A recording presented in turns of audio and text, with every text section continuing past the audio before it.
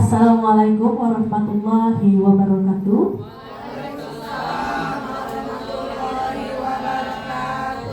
Selamat siang semuanya, salam sejahtera untuk kita semua.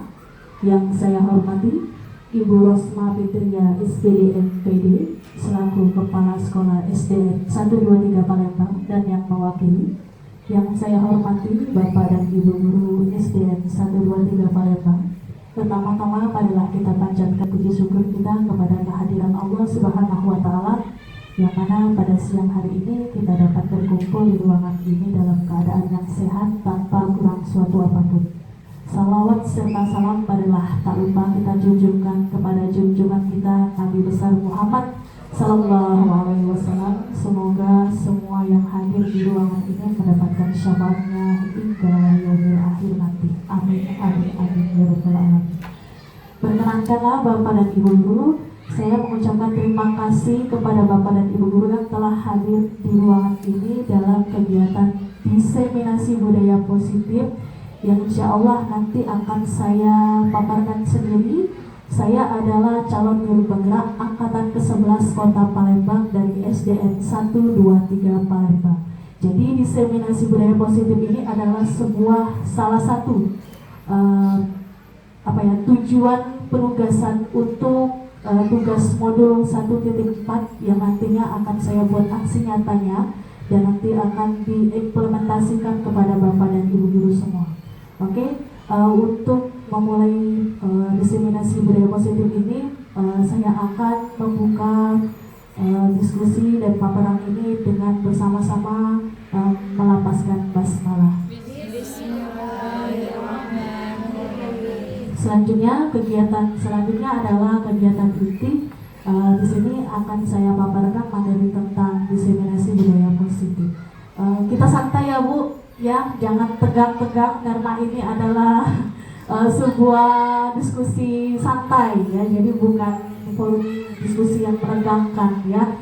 Oke, nah yang pertama di sini, nah ini tadi sudah saya jelaskan bahwa ini adalah salah satu penugasan untuk saya pribadi sebagai calon guru penggerak angkatan 11 Kota Palembang di dalam pendidikan guru penggerak angkatan ke-11 ya. Jadi ini adalah sebuah implementasi yang nantinya saya menyebarkan pemahaman dan penerapan pengalaman budaya positif di lingkungan sekolah saya. Jadi tujuannya nanti adalah mewujudkan visi sekolah melalui penerapan budaya positif dan terbentuknya karakter disiplin yang kuat. Jadi dengan adanya diseminasi ini nantinya bisa mengimbaskan kepada Bapak dan Ibu Guru semua untuk menciptakan lingkungan yang positif dan berkarakter, lingkungan disiplin yang kuat di sekolah kita yang kita impikan ya Ibu ya. Jadi nantinya bukan hanya saya yang bertugas untuk membuat budaya positif di lingkungan sekolah, tetapi kita bersama-sama. Jadi ada kolaborasi di sini. Mohon izin, bukan saya menggurui di sini, kita bersama-sama untuk saling belajar. Karena di sini saya mendapatkan pendidikan ini juga tadinya saya tidak tahu tentang budaya positif dan saya mendapatkan tugas ini untuk mengimbaskan kepada teman-teman semua. Jadi mohon izin bukan untuk saya menggurui di sini ya Bu ya. Next. Nah sebelum masuk ke materi, ada pertanyaan pemantik di sini. Nah ada 4 poin. Apakah Bapak Ibu setuju bila yang pertama? Nah, saya akan bertanya terlebih dahulu. Pemberian dapat mendisiplinkan siswa. Setuju nggak Ibu-Ibu? Setuju nggak? Siapa yang setuju angkat tangan coba? Yang setuju, pemberian hukuman dapat mendisiplinkan siswa. Nggak apa-apa, nggak usah takut. Siapa yang setuju bahwa pemberian hukuman itu dapat mendisiplinkan siswa? Nggak ditanya balik kok, cuma pertanyaan pemantik aja. Siapa yang setuju angkat tangan? Yang tidak setuju? Yang tidak setuju? Oke, ya. Selanjutnya yang kedua, pemberian hadiah dapat meningkatkan prestasi siswa. Setuju nggak? Siapa yang setuju angkat tangan? Jujur ya. Setuju? Setuju. Oke. Yang ketiga, guru harus mampu memberikan solusi untuk setiap siswa yang bermasalah. Nah, guru di sini yang memberikan solusi untuk siswa yang bermasalah. Setuju nggak? Setuju. Oke, nanti di akhir kita kembalikan lagi ke slide yang selanjutnya ini ya, yang satu ya Ibu Mila ya. Kita kembalikan lagi, flashback lagi pertanyaan-pertanyaan ini, apakah sesuai dengan jawaban kalian ya Ibu-Ibu ya. Yang keempat, guru berperan sebagai teman bagi siswa. Setuju nggak? Setuju. Oke, next. Ya, kita masuk ke dalam materi tentang positive mindset di sini. Nah, di sini ada positive mindset, budaya positif itu. Nah, biasanya kan kita mengenal tentang budaya positif.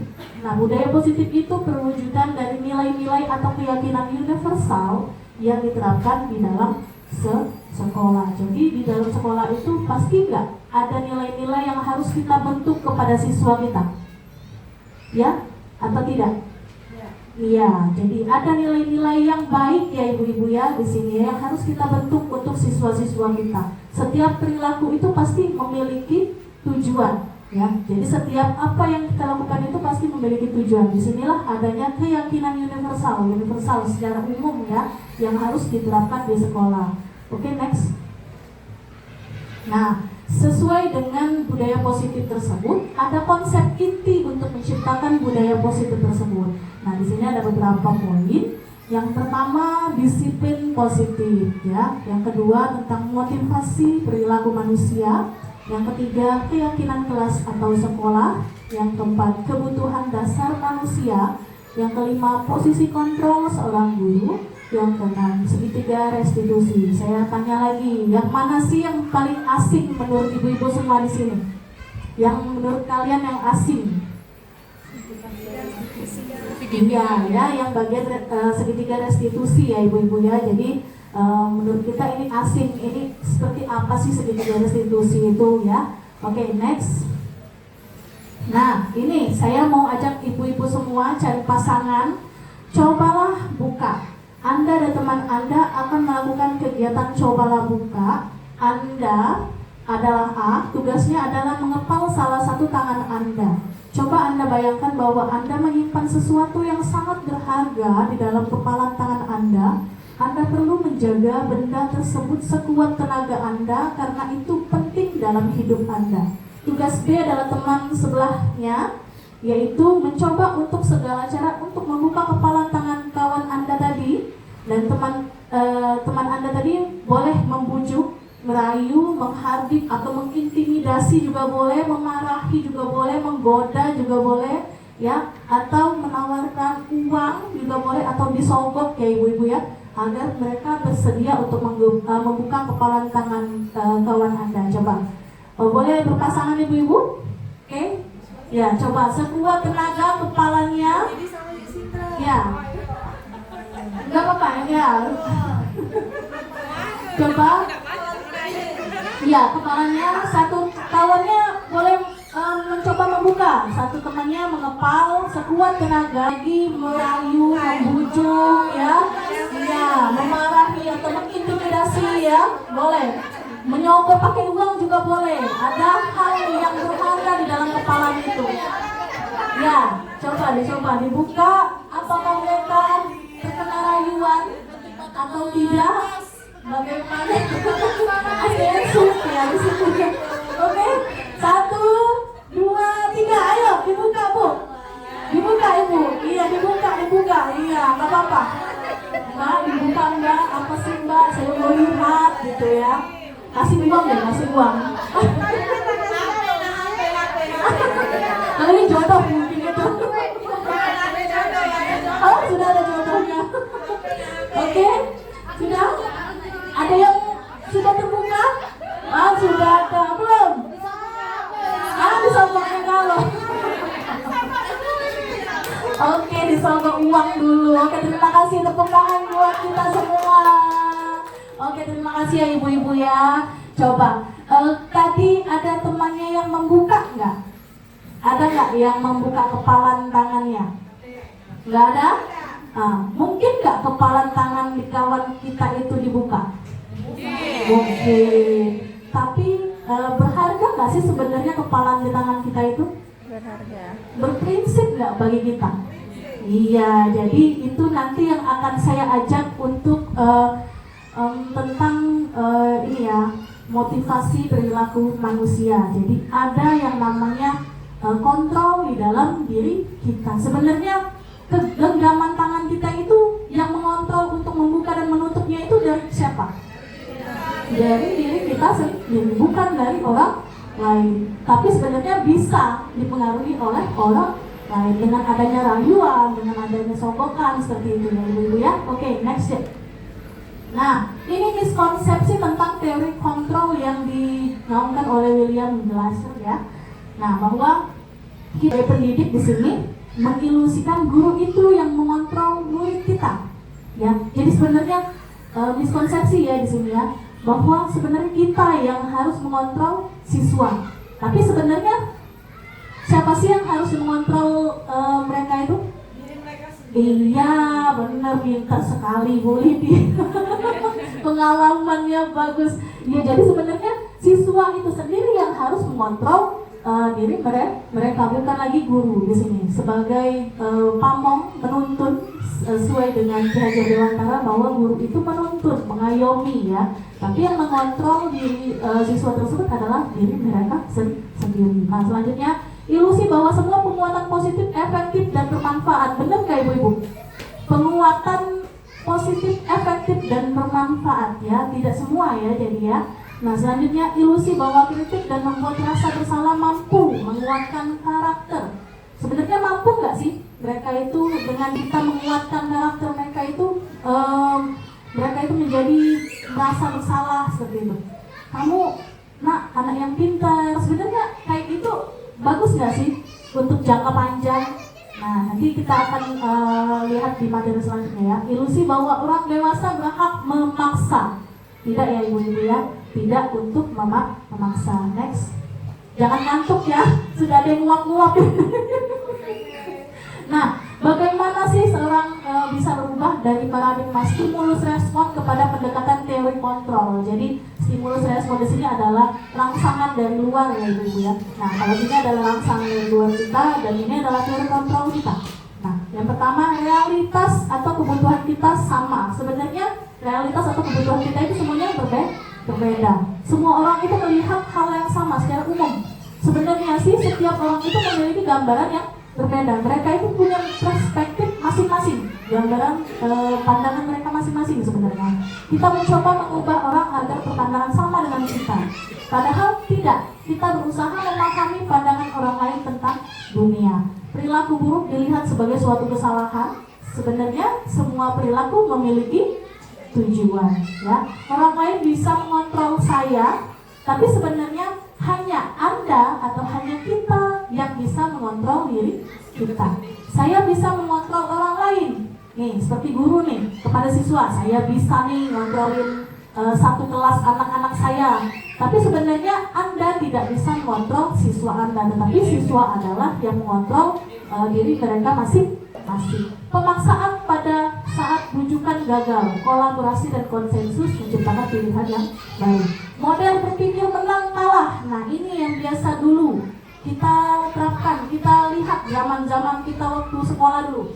Model berpikir menang kalah. Kalau sebenarnya sesuai dengan teori kontrol itu adalah model berpikir menang-menang. Ya, artinya apa itu? Tidak ada yang salah. Iya, tidak ada yang salah dan tidak ada yang benar ya. Oke, next. Disiplin positif yang pertama. Oke, next. Nah, disiplin itu sebenarnya artinya belajar, Bu. Sama, kita sama siswa itu sama-sama belajar ya. Jadi disiplin mengacu pada disiplin diri yang memiliki tanggung jawab terhadap apa yang dilakukannya berdasarkan nilai yang diyakininya.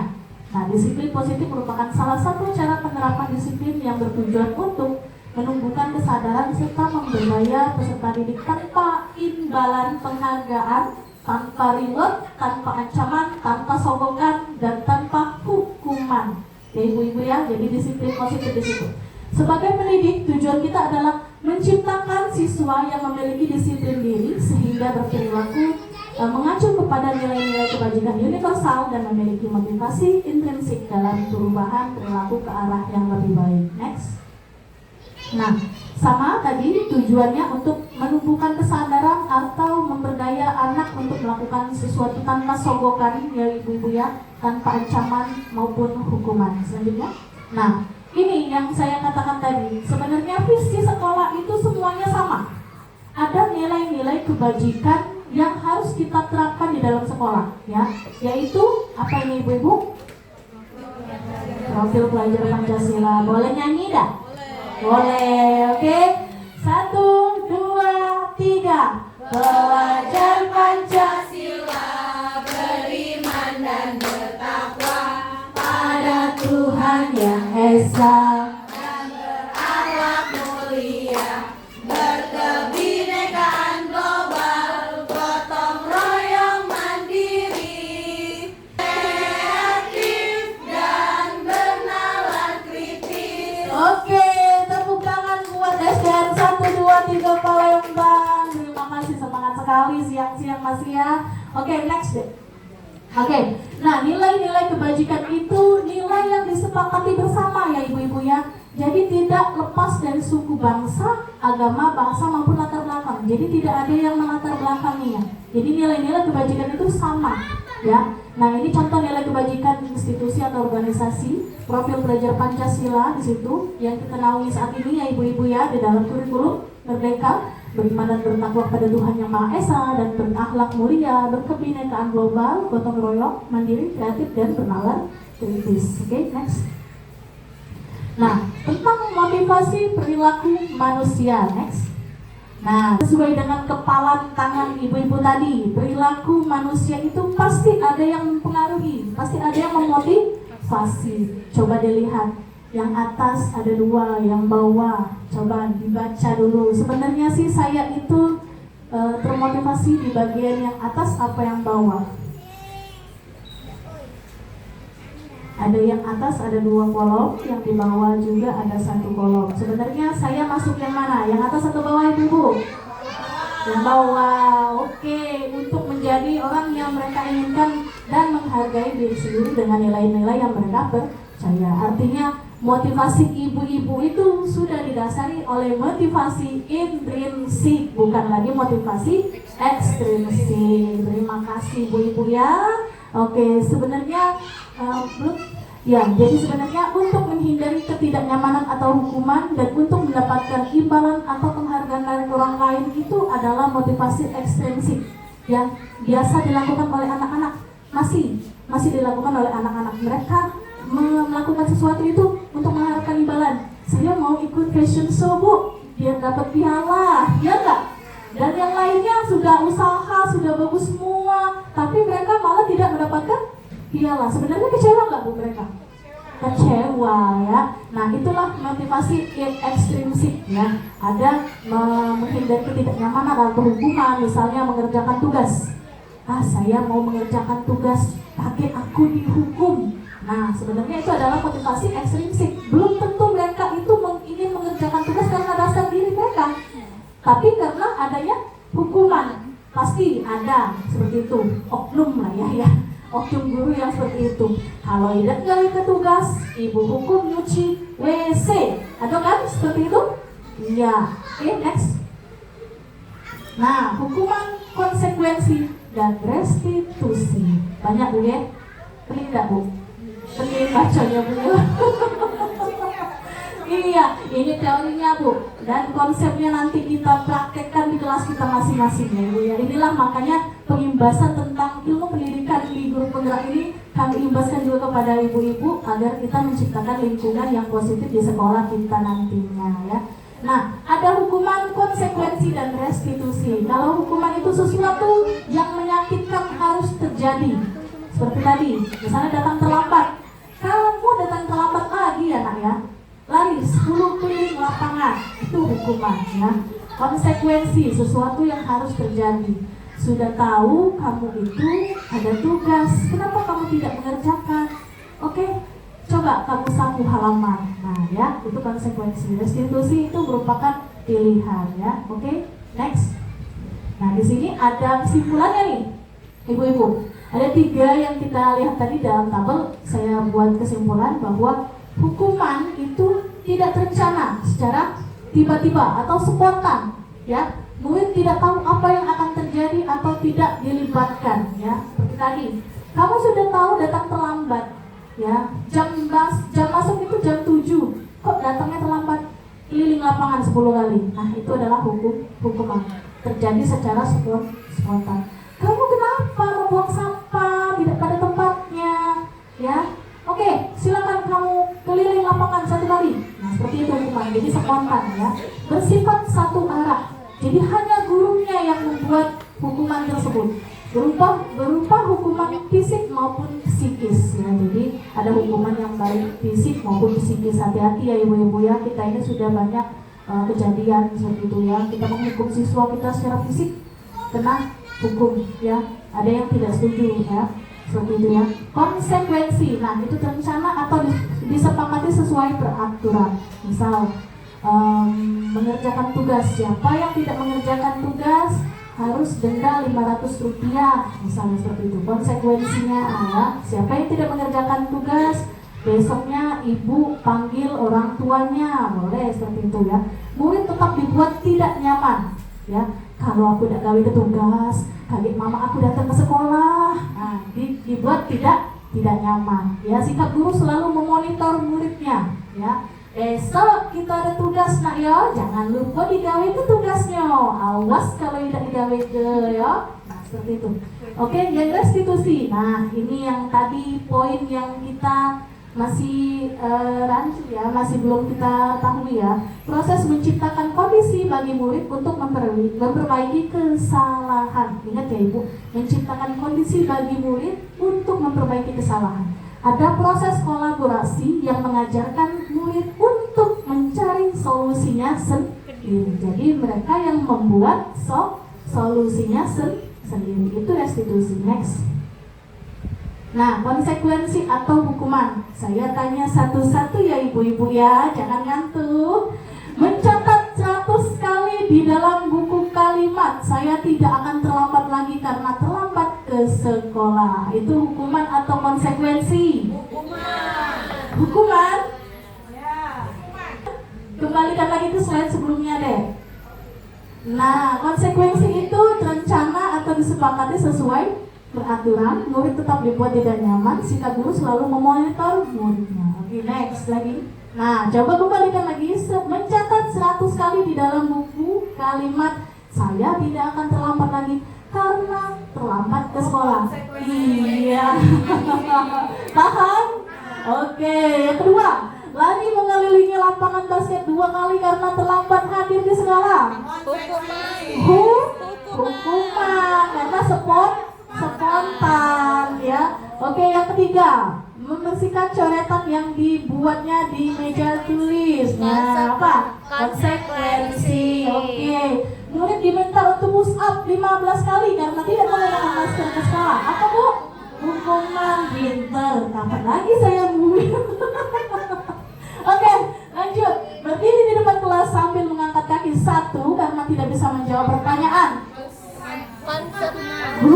Hukuman karena spontan. Membersihkan WC karena merusak pensil teman.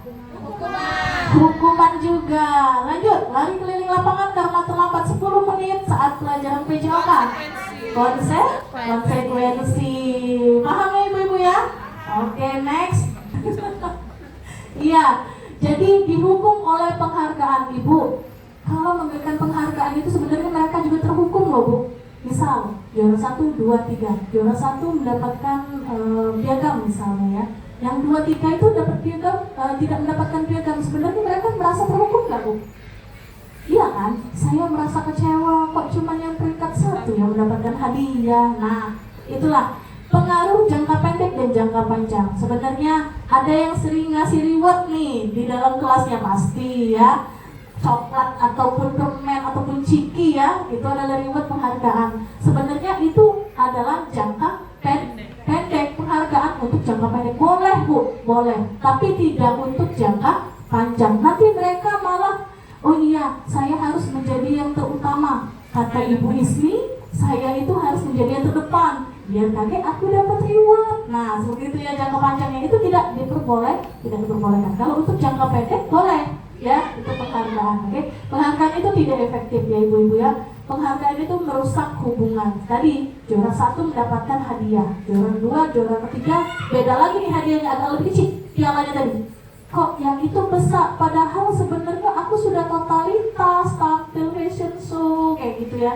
Nah, disitulah timbul rasa kecewa. Sebenarnya nanti down mereka ya. Oke, lanjut. Penghargaan mengurangi ketepatan ya, penghargaan mengurangi kualitas ya. Nah, nanti next mereka itu merasa sudahlah, kaget juga, pasti siswa itu yang bakalan juara 1. Jadi mereka tidak akan merasa termotivasi lagi karena adanya penghargaan tadi ya. Nah, penghargaan mematikan kreativitas, penghargaan menghukum ya, penghargaan itu menghukum sama tadi juara 1, 2, 3 tadi, motivasi dari dalam diri atau intrinsik. Jadi ini yang poin yang paling penting adalah motivasi itu muncul dari dalam diri kita masing-masing. Next, keyakinan kelas. Nah, sudah buat belum Bu?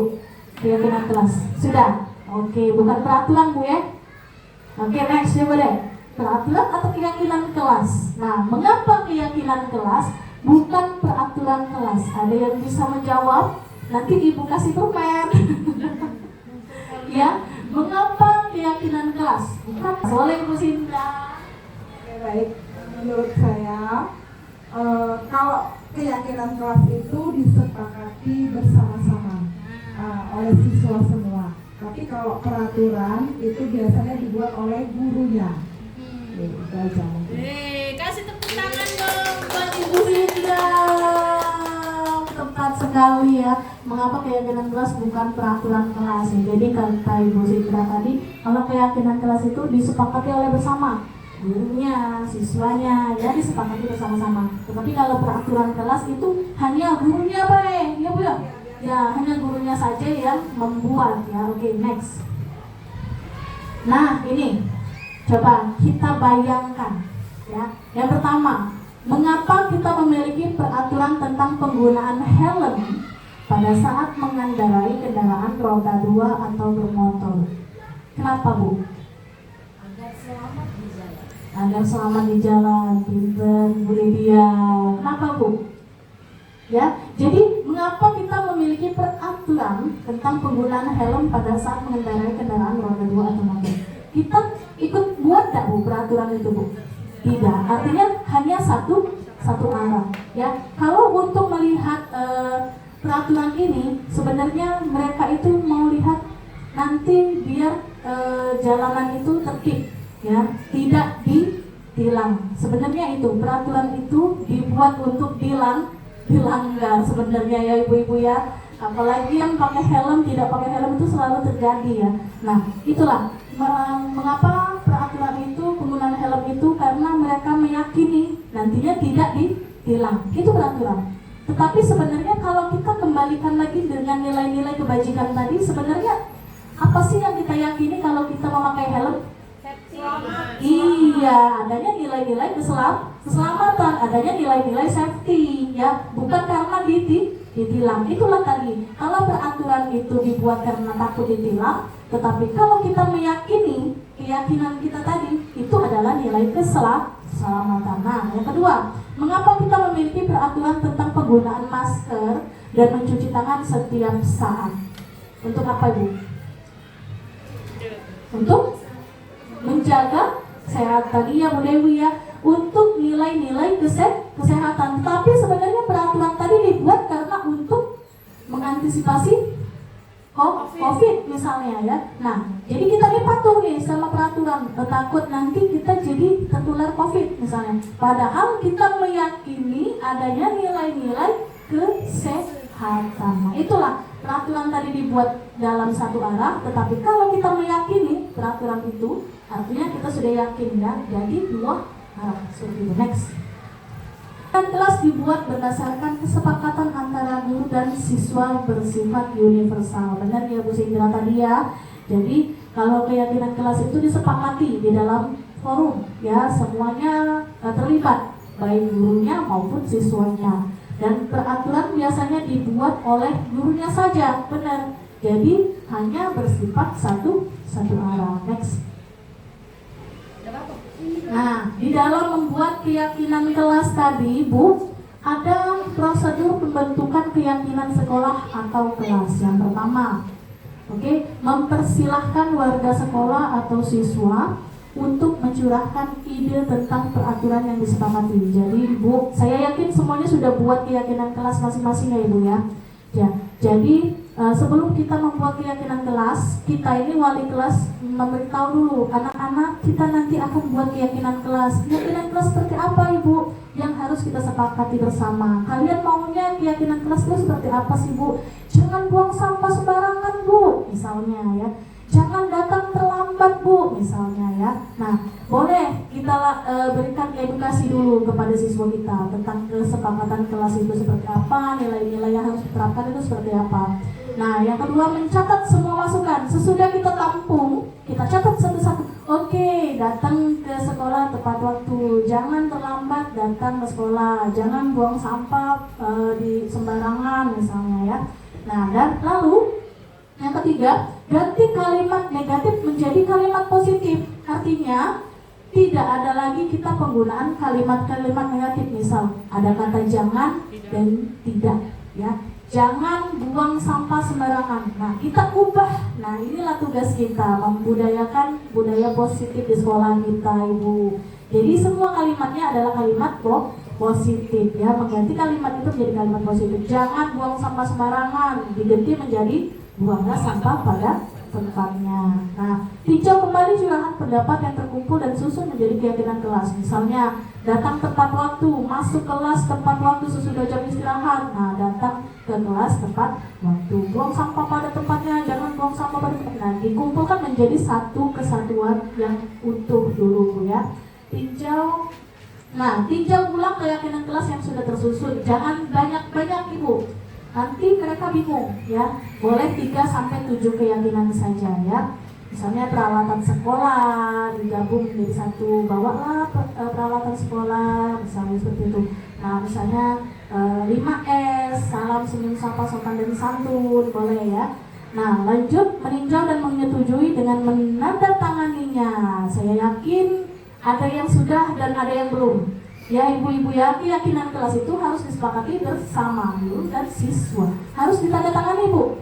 Boleh dibuat clipping tanda tangannya, dikelilingi boleh. Kalau misalnya kelas rentan nih, Bu, ya Allah Bu, tanda tangan anak-anak kelas 1 nulis bila tidak baca, Bu, mama aku tanda tangan. Nah, boleh dengan cap jempol. Kalau mau kreatif boleh. Ibu, saya mau kasih bentuk bunga, boleh nggak Ibu? Boleh. Jadi dikelilingi nanti mereka tandanya mereka menyetujui kesepakatan tersebut. Jangan gurunya yang ngetok palu, tok tok tok gitu ya. Tidak, tapi ada kesepakatan dengan siswa yang lain. Jadi kita sepakati semuanya keyakinan itu untuk bersama-sama seperti itu. Lanjut, nah keyakinan kelas ditempel di dinding kelas. Kalau bisa di dinding kelas yang memang ditinjau oleh siswa, jangan di pojokan, jangan di atas kaca. Ya, kalau bisa di samping pintu atau di belakang meja gurunya. Jadi mereka pas lihat, oh itu keyakinan kelas saya. Jadi mereka sudah menanami itu di dalam diri mereka. Lanjut. Nah, ini yang sudah saya lakukan tentang keyakinan kelas di kelas 5A. Saat ini di tahun ini saya memegang kelas 5A, Bu ya, yang tadinya kelas 6 turun menjadi kelas 5 dan ketemu ANBK masih. Oke, nah di sini membuat keyakinan kelas, saya pakai sticky note. Nah, jadi mereka membuat kata-kata keyakinan kelas mau seperti apa. Bu, saya mau datang tepat waktu, ditampung semuanya. Ya, kita pilih yang datang terlambat atau datang tepat waktu, kita pilih. Nah, lanjut, sudah itu kita kumpulkan yang mana sticky note yang sesuai waktu atau disiplin waktu. Sopan dan santun, peralatan sekolah ya seperti itu. Nah, sesudah itu kita lihat kesepakatan ini kita tinjau dulu sampai menjadi 3 atau 7 keyakinan ke kelas. Jangan kebanyakan ya Ibu-ibu ya. Next. Nah, di sini agak ribet ya Ibu-ibu ya, jadi wali kelas ya, mesti kreatif ya. Nah, kalau di sini di kelas saya meyakini nggak kelihatan memang tanda tangannya Ibu, dikeliling sebenarnya.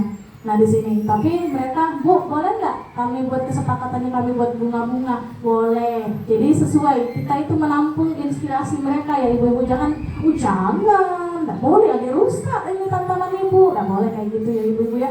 Nah di sini, jadi ditempel di di bagian belakang meja guru. Kebenaran di dalam satu lokal sekolah kami itu, sekolah kita itu ada 3 rombel ya ibu-ibu ya. Jadi yang di sebelah dekat pintu masuk itu kelasnya Ibu Mila ya, kelas 6A. Kebagian di kelas saya kelas 5A, jadi kebagian dinding yang ada di samping. Dan Ibu siapa?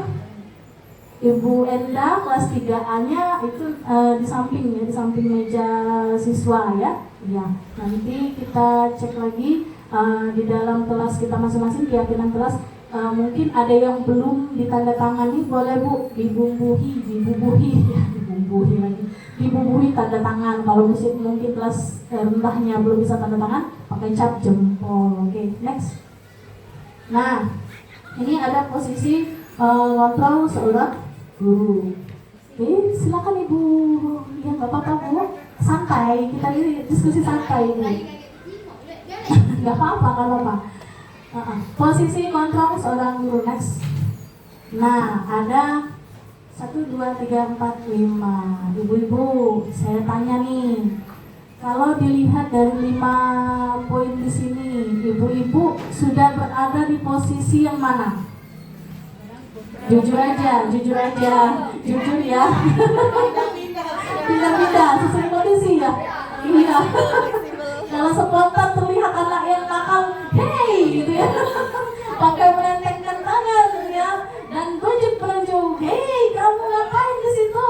Seperti itu ya. Apalagi melihat anak yang naik pagar misalnya, hey, jatuh, gitu ya. Seperti itu ya.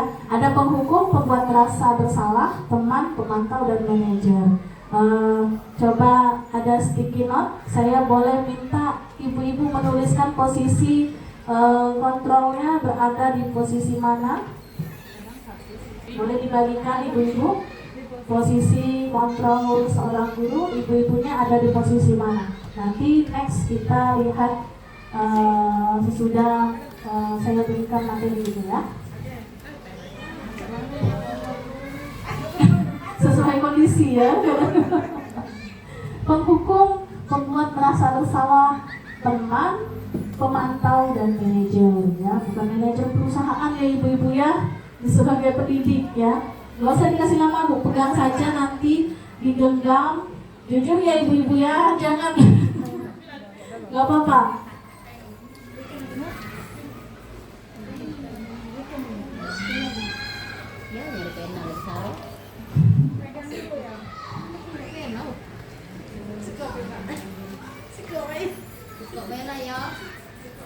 Awalnya sih ke buku.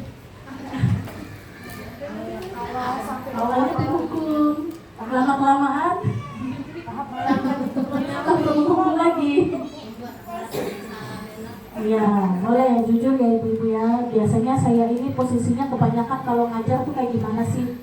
Apakah saya sebagai teman yang lemah lembut? Hai, kamu kok terlambat lagi sih nak? Ibu ini ya.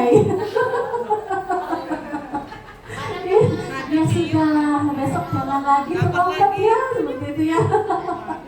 Iya, biasanya sebagai teman atau yang ini sohib, bestie ya sama siswanya. Oke, sudah ibu-ibu? Oke ya. Nah, di sini 5 posisi kontrol seorang guru, next. Saya akan memberikan gambaran video tentang posisi kontrol seorang guru. Di sini tadi ada 5 ya, berarti ada 5 video ibu-ibu. Coba disimak, coba dipahami, oke? Next.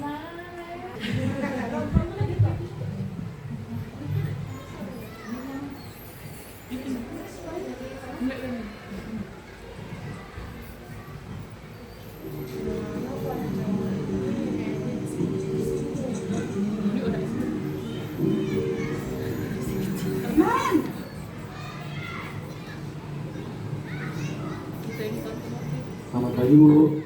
Kemarin, apa peraturan sekolah kita tentang jam berapa kita harus masuk sekolah, nak? Kita harus di sekolah jam 7 Bu. Iya betul, sekarang sudah jam 7.20. Kemarin sudah tahu konsekuensinya jika terlambat hadir. Paham Bu, saya harus tinggal kelas pas jam istirahat selama 20 menit. Iya benar, konsekuensinya demikian. Jadi nanti jam 9.30 pas istirahat, kamu harus tinggal di kelas, kerjakan tugas tambahan untuk ketertinggalan kamu, ya. Baik Bu.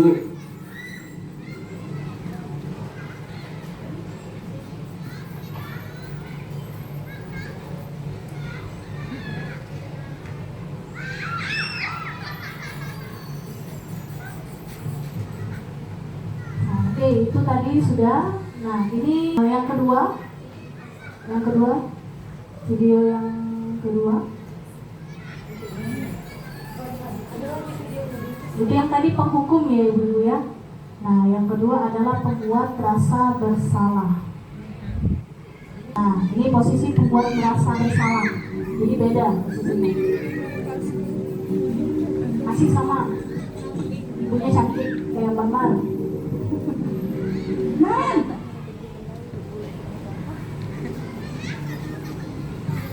Selamat pagi Bu. Naren, kamu kenapa terlambat lagi, nak? Ya Tuhan, Naren, kamu senang ya bikin ibu susah ya? Kalau kamu terlambat lagi, nanti ibu yang ditegur bapak kepala sekolah, nak. Disangka ibu tidak bisa membina kamu. Duh, gimana ini? Maaf Bu. Duh, Gusti Naren, kamu suka ya kalau ibu tegur bapak kepala sekolah? Terus, sekarang ibu harus tulis apa yang di buku absen? Ini kamu sudah sering terlambat loh. Ibu harus apa coba? Maaf Bu. Maaf sekali. Ya sudah, lain kali jangan bikin ibu susah lagi anak ya. Ibu tidak akan kuat lagi kalau kamu begini terus. Bisa jantungan kalau ibu tegur bapak kepala sekolah. Sana cepat kelas. Maaf ya Bu. Maaf sekali. Ya, jadi pembuat rasa bersalah itu posisinya siswanya yang merasa bersalah sekali. Yang gurunya tadi menghardik terus ya. Ya Bu, maaf Ibu, sekali lagi maaf Ibu. Jadi siswa yang merasa bersalah gitu. Oke, next, yang ketiga. Ya, posisi pemantau atau monitor ya. Si dengan Naren ya, dan Ibu ini.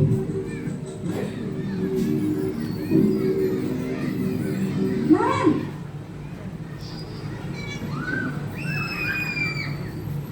Selamat pagi Bu. Naren, apa peraturan sekolah kita tentang jam berapa kita harus masuk sekolah, nak?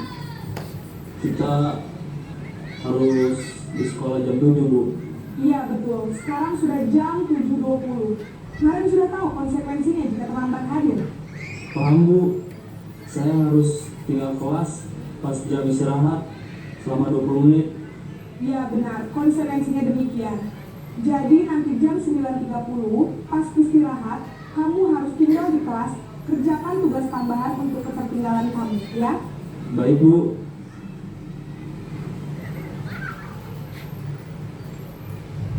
Oke, ya tadi itu posisi ke pemantau. Selanjutnya ada lagi nih yang kebanyakan kita lakukan nih, posisi teman atau bestie-nya siswa kita, ya. Lihat.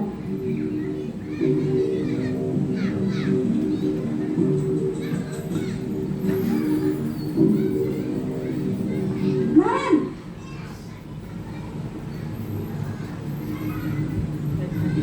Selamat pagi Bu. wah, sudah jam berapa ini, nak?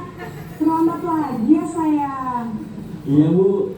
Habis ibu saya lupa bangunkan saya Bu. Kamu malah menyalahkan ibu kamu. Kamu bukannya anak yang larinya paling kencang. Kok terlambat sih? Iya Bu. Saya memang terlambat bangun tadi.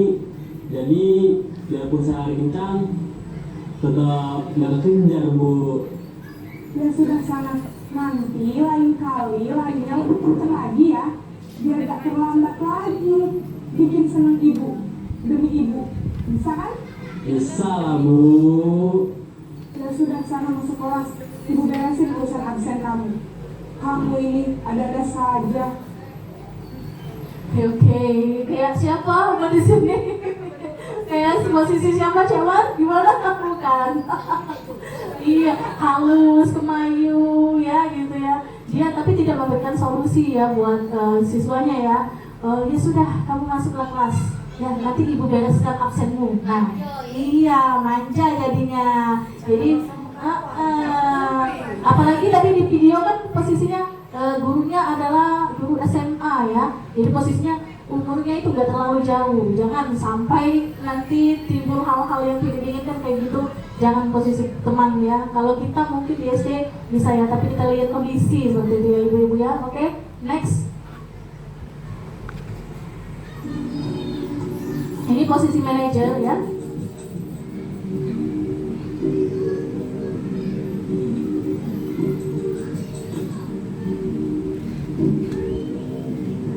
Naren,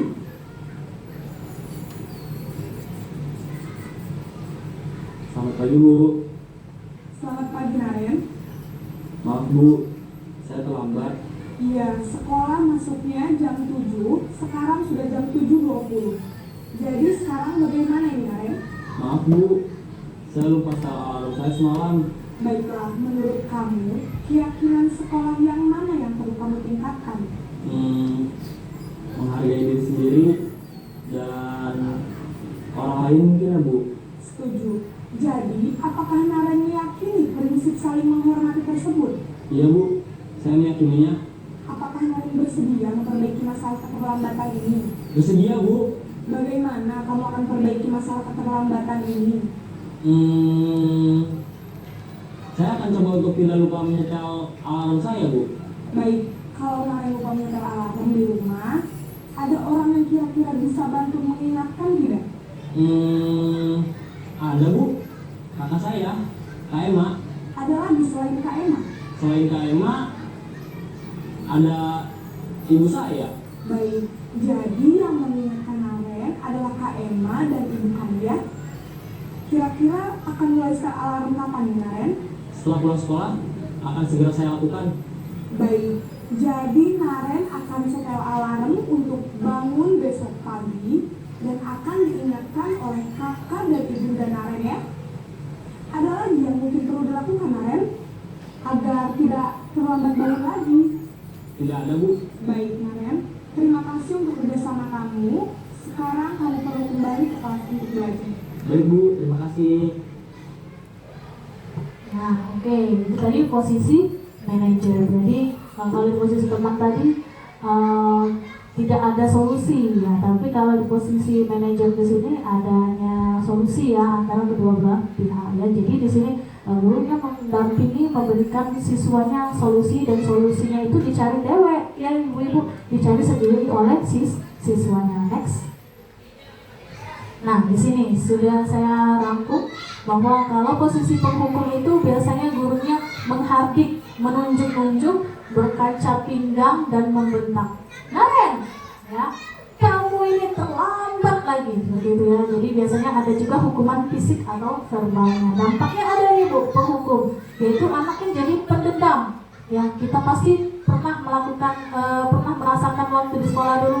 Ibu yang itu yang galak hukum aku. Nah, pasti merasa menjadi memori ya, album kenangan di dalam memori kita itu teringat ya, ibu yang ini yang sering menghukum aku. Nah, jadi anak menjadi pendendam, tidak menyukai guru atau mata pelajaran tertentu ya. Jadi membuat merasa bersalah juga. Suaranya biasanya lembut, namun menyalahkan siswanya. Tadi seperti ibu tadi, dia tetap menyalahkan siswanya, seakan-akan siswa itu memang bersalah, benar-benar bersalah ya. Guru menyatakan kesalahan pada siswa dan gurunya menderita. Kalau kamu terlambat terus, nanti ibu yang dimarahin oleh kepala sekolah nak, nanti ibu ditegur oleh kepala sekolah. Nah seperti itu ya, merasa siswanya itu membuat kesalahan untuk gurunya ya.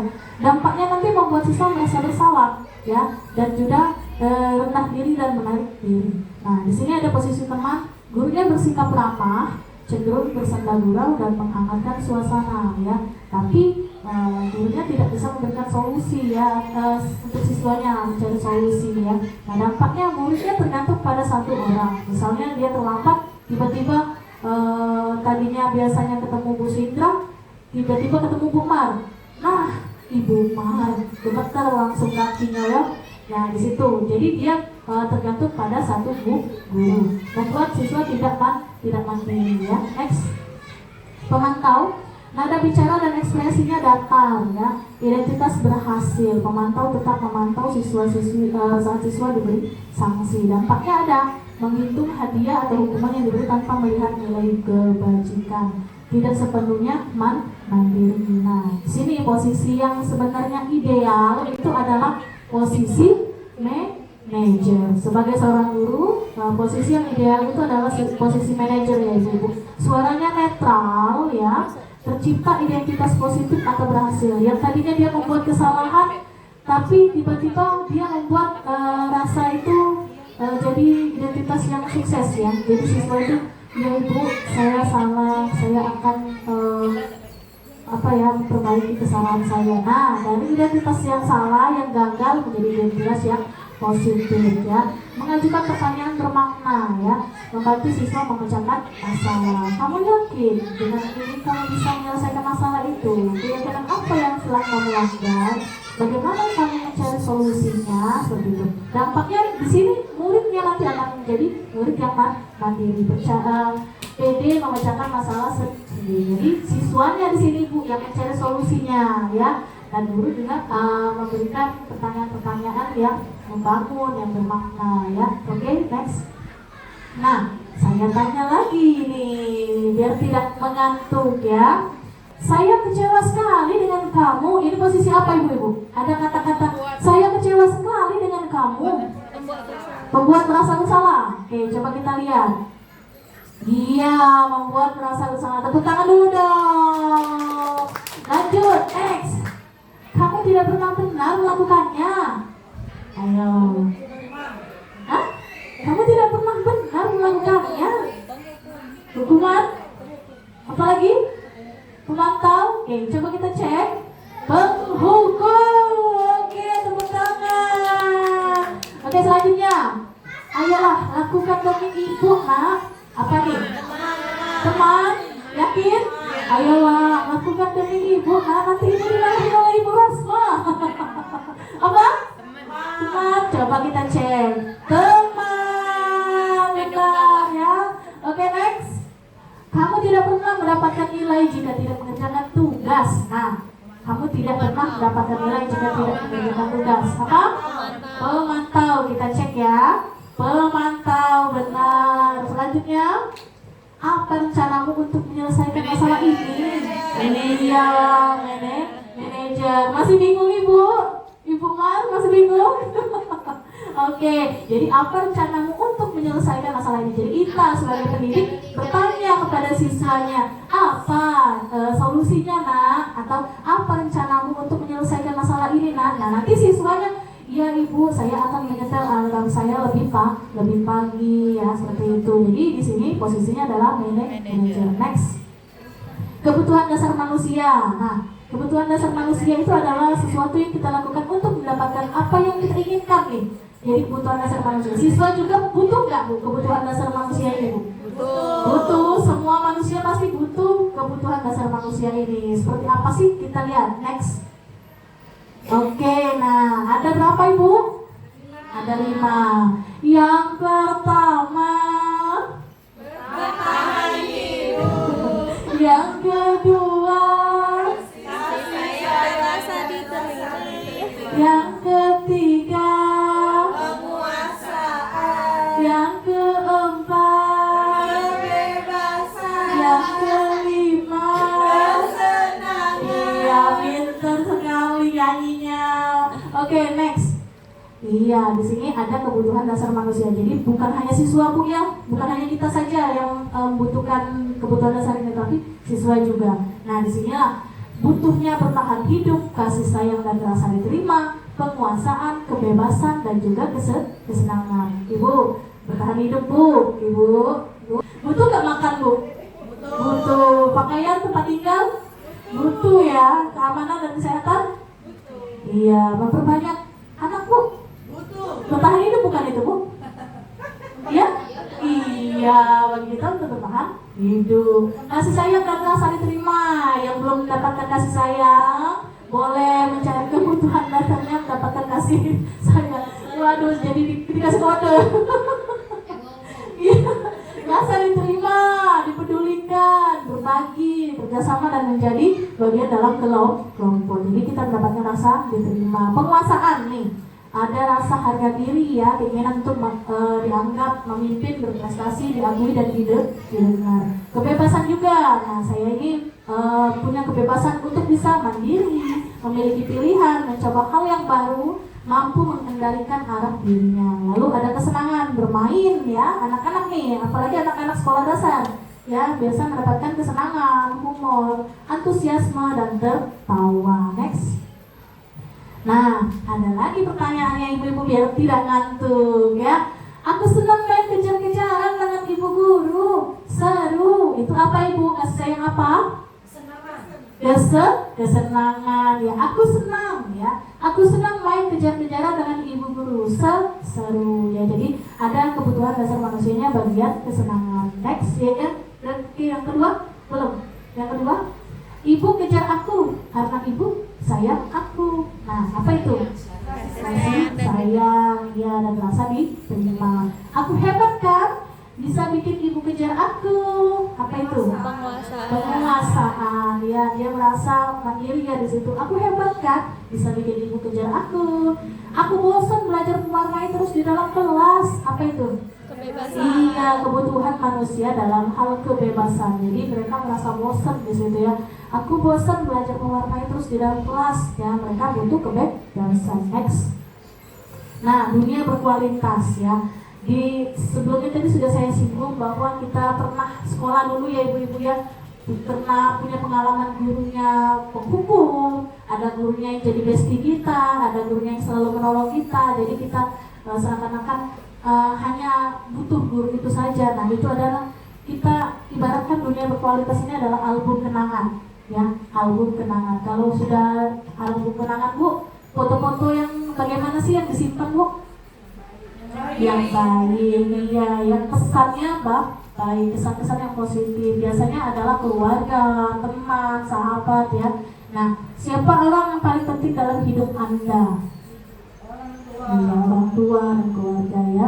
Nilai kebajikan apa yang ada di dalam hidup Anda? Coba Bu Widi, nilai kebajikan apa Ibu yang biasanya ada di dalam kehidupannya? Disiplin dalam hidup. Iya, boleh disiplin. Disiplin dalam hidup, boleh ya Ibu ya. Kalau Anda menjadi orang yang ideal, karakter atau sifat apa yang Anda inginkan ada pada diri Anda? Coba Ibu Mila. Sifat yang ingin ada dalam diri kita. Sifat berpegang teguh pada prinsip. Iya. Berpegang teguh pada prinsip. Orangnya berprinsip ya Ibu ya. Selanjutnya, apa pencapaian Anda yang sangat Anda banggakan? Ibu Lydia, nih pencapaian yang sangat Anda banggakan apa nih? Dan pencapaian yang paling saya banggakan saat ini yaitu menjadi seorang guru. Iya, profesi kita semua ya, apalagi itu profesi yang sangat kita banggakan ya. Nah, apa pekerjaan ideal bagi Anda? Coba Bu Sinta. Pekerjaannya apa? Guru. Coba cek apa cek? Pekerjaan ideal yang Pekerjaan ideal bagi saya tukang kue dan juga guru. prioritaskan sebagai seorang guru ya Ibu ya, sampingannya tukang kue. Oke, ceritakan bagian perjalanan hidup Anda di mana Anda merasa itulah titik puncak hidup Anda. Titik puncak hidup Anda. Bu Musi, coba. Apa titik puncak hidup Bu Musi?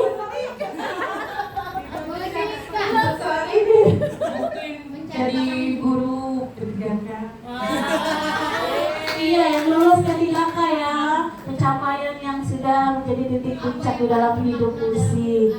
Apa yang paling bermakna dalam hidup Anda? Coba Ibu Riken. Apa yang paling bermakna di dalam hidup Ibu Riken? Menjadi seorang orang tua. Menjadi seorang guru. Menjadi Seorang guru. 3189. Iya, menjadi seorang guru ya. Oke. Sudah habis Bu pertanyaannya. Ya, segitiga restitusi yang terakhir ya. Oke, next. Nah, di sini ada namanya segitiga. Kalau sudah segitiga pasti bentuknya segitiga, bukan segi empat ya, kayak kue ya, Ibu Maria. Segitiga restitusi kayak bolu manis. Iya.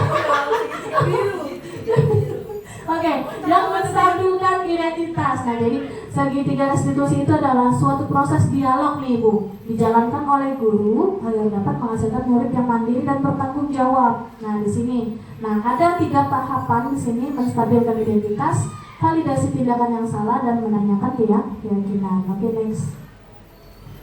Nah, next saja. Nah, di sini menstabilkan identitas ya, berdasarkan prinsip membuat kesalahan adalah bagian dari proses pembelajaran. Ya, nah di sini biasanya menstabilkan identitas itu sama di posisi manajer tadi ya, berbuat salah itu wajar. Ya, tidak ada manusia yang sempurna ya. Ibu bapak juga pernah melakukannya. Ibu bapak tidak mau mencari siapa yang salah, tapi ibu ingin mencari solusi dari permasalahan ini. Kamu berhak merasa begitu. Nah, next. Jadi ada kata-katanya nih Bu ya, dalam validasi tindakan yang salah itu setiap perilaku berupaya untuk memenuhi suatu kebutuhan tertentu. Kamu pasti punya alasan mengapa melakukan hal itu, padahal kamu bisa melakukan yang lebih buruk dari ini ya nak ya. Kamu patut bangga karena telah melindungi sesuatu yang penting buatmu. Kamu melakukannya karena mempertahankan sesuatu yang penting. Next. Nah, menanyakan keyakinan. Nah, ini adalah prinsip kontrol bahwa pada dasarnya kita termotivasi secara intrinsik ya. Nah, apa keyakinan kelas kita nak? Nilai apa yang telah disepakati bersama? Seperti apa gambaran sebuah kelas yang ideal menurut kamu? Ya, kamu ingin menjadi orang yang seperti apa? Nah, itu adalah pertanyaan-pertanyaan pematik yang dilakukan oleh guru kepada siswanya, dan siswanya yang mencari solusi sendiri. Ya, oke, next. Nah, berikut ada contoh segitiga restitusi. Nah, ini ada di kelas saya dan saya lakukan sendiri. Iya Bu, kamu sudah berapa kali dengan Mbak? 3 kali Bu. Oke, saya selama itu sebuah kesalahan Bu. Tapi membuat kesalahan itu manusiawi. Setiap orang pasti pernah melakukan kesalahan. Jadi kita harus belajar dari kesalahan tersebut dan berusaha untuk memperbaiki. Setuju lagi? Setuju Bu. Terus sekarang mari kita cari solusinya ya. Iya Bu. Tadi kamu bertindak terlambat pasti ada alasannya. Kenapa sih ada tindakan terlambat? Karena saya terlambat persiapan Bu. Dimana harus belajar saya berkomunikasi secara sabar sehingga membuat saya terlambat persiapan Bu. Kamu tahu keyakinan polisi berdua? Tahu Bu. Kenapa? Ini tidak keyakinan saya. Tidak Bu. Menurut kamu keyakinan kelas yang mana yang mana? Saya menolak keyakinan kelas disiplin Bu. Ya, menurut kamu disiplin itu penting atau tidak? Penting Bu, karena disiplin akan membuat saya tidak terlambat dan lebih menghargai waktu. Ya, banyak sekali menghargai waktu itu sama seperti tadi kita bermanfaat bagi kita. Dan kita tidak menumpuk dan juga mendapat manfaat orang lain. Ya, saya bermasalah saya sendiri. Jadi sikap kamu dengan kamu meminta maaf itu kamu apa nanti yang akan kamu lakukan agar kamu tidak lagi terlambat datang ke sekolah. Saya akan tidur lebih awal Bu, setelah saya jalan saya mengingat jalan tidak sampai ke sekolah Bu. Jadi kamu sudah menemukan solusinya. Ibu akan bekerjasama dengan orang tuamu agar kamu tidak datang terlambat dari sekolah. Lalu Ibu silakan kamu istirahat dulu ya. Iya Bu, terima kasih. Oke, jadi kita segitiga restitusi yang saya lakukan di kelas ya. Ada bagian menstabilkan identitas, memvalidasi tindakan yang salah, dan juga menanyakan keyakinan. Oke, nah sudah ketemu kata penutup ya. Jadi dalam penerapan program disiplin positif, hendaknya guru memiliki standar kepribadian, profesional dan sosial yang baik, di mana guru mampu merefleksi dirinya dalam posisi kontrol saling bagaimana perjalanan dirinya sebagai among ya Ibu ya. Jadi posisi guru di sini yang ideal adalah manajer yang menuntun murid-muridnya menjadi insan yang mandiri, merdeka dan bertanggung jawab. Oke, kita kembalikan ke slide yang pertama. Boleh Ibu Mila? Saya mau merefleksi bagian yang 4 pertanyaan tadi. Iya. Ya ini. Nah, pemberian hukuman dapat mendisiplinkan siswa. Bagaimana tadi Ibu-Ibu?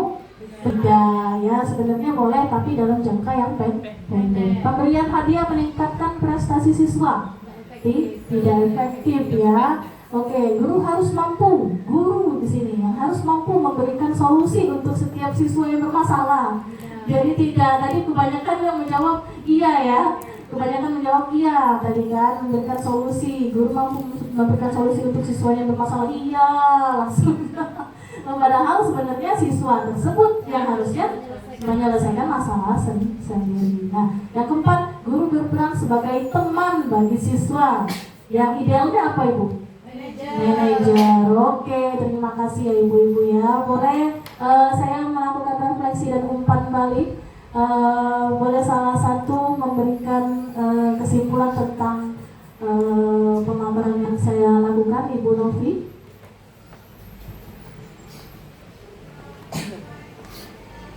Baiklah, Assalamualaikum warahmatullahi wabarakatuh. Terima kasih kepada Ibu Pipin yang telah memberikan kesempatan kepada saya untuk menyampaikan refleksi dan umpan balik terkait dengan praktik baik pada hari ini, yaitu penyebaran tentang budaya positif di lingkungan sekolah SD Negeri 1, 2, 3.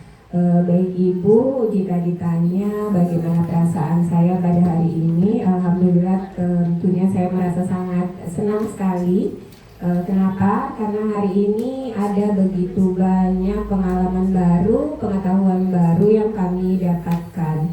Terus kalau ditanya apa saja pengalaman dan pengetahuan baru itu, banyak sekali ya.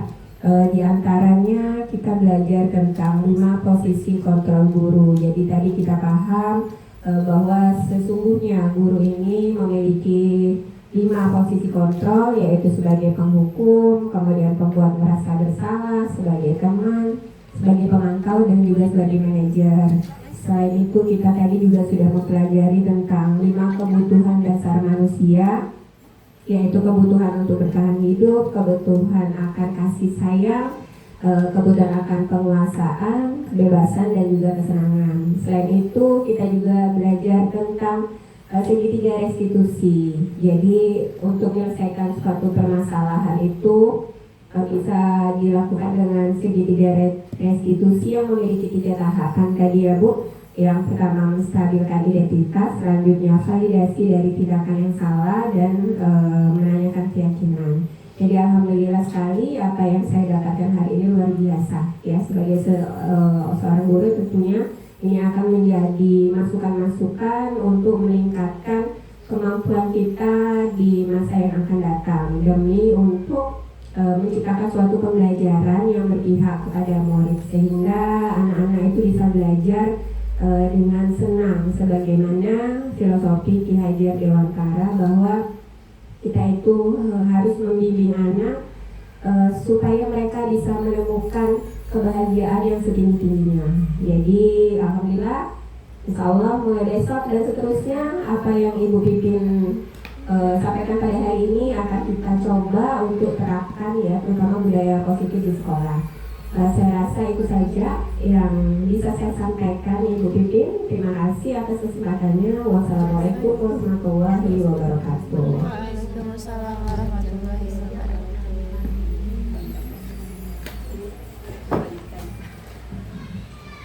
Oke, terima kasih kepada Ibu Fatma Novita yang telah memberikan kesimpulan, refleksi dan umpan baliknya kepada saya mengenai diseminasi budaya positif hari ini. Oke, baiklah Ibu-Ibu semua, saya ingin melakukan refleksi terlebih dahulu. Boleh dibagikan sticky note-nya untuk menulis refleksinya tentang materi hari ini.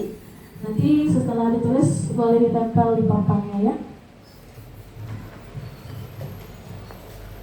Oke, refleksi perasaannya bagaimana, apa yang didapatkan hari ini, materinya, lalu angan-angannya ibu-ibu ingin posisi kontrol seorang guru itu seperti apa, apakah mau mengubah menjadi posisi manajer atau tetap mau menjadi posisi teman, seperti itu. Rasanya bagaimana, ilmunya, apa yang didapat, boleh curahkan saja di dalam refleksi, di dalam studi bagian. Yang sudah selesai boleh ditempelkan di bagian papan hitam refleksi kita. Yang tadi gak usah yang refleksi dan umpan baliknya aja. Oke, Ibu Mila, Ibu Lydia. Oke, terima kasih Ibu Lydia. Terima kasih Ibu Mila ya. Oke, selanjutnya Ibu Sindra. Oke, terima kasih ya Ibu. Ibu Usi, terima kasih. Ibu Riken. Iya, terima kasih. Sehati seiya sekarang. Oke ya. Tapi jangan ditulis tukang kue ya, Cek. Oke, terima kasih ya ibu-ibu yang sudah memberikan refleksinya. Nanti yang belum boleh refleksi terhadap saya ya, dan terbaliknya. Oke, boleh kita tutup diseminasi budaya positif hari ini dengan menapaskan hamdalah. Alhamdulillahirabbil alamin. Saya ucapkan terima kasih buat ibu-ibu yang telah berpartisipasi pada siang hari ini. Semoga menjadi amal jariah buat kita semua. Dan semoga dengan adanya diseminasi budaya positif ini kita bisa membentuk visi dan misi sekolah kita dan membentuk sekolah yang impian kita nantinya. Oke, terima kasih. Wassalamualaikum warahmatullahi wabarakatuh. Waalaikumsalam.